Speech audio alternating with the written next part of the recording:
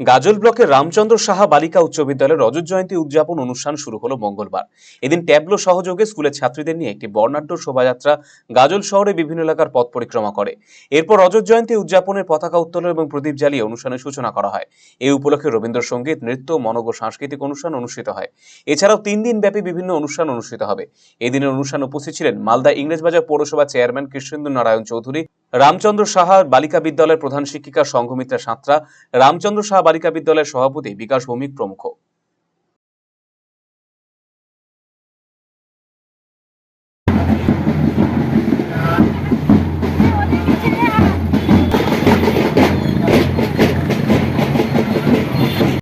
মাননীয় স্যারের জন্য ওনার গৌরব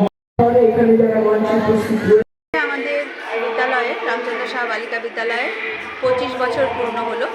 2001 সালে আমাদের বিদ্যালয়ের পথ চলা শুরু হয়েছিল। দেখতে দেখতে আজকে 2025-এ আমরা রজত জয়ন্তী অনুষ্ঠানের শুভ সূচনা করলাম।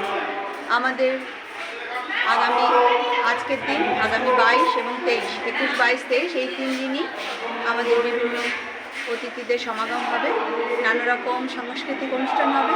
বিদ্যালয়ের ছাত্রীদের দ্বারা পরিবেশিত অনুষ্ঠানে যেমন আছে, তেমন বহিরাগত শিল্পীদের দ্বারা এবং গাজলের কিছু লোকাল শিল্পীদের দ্বারা পরিবেশিত অনুষ্ঠান আছে।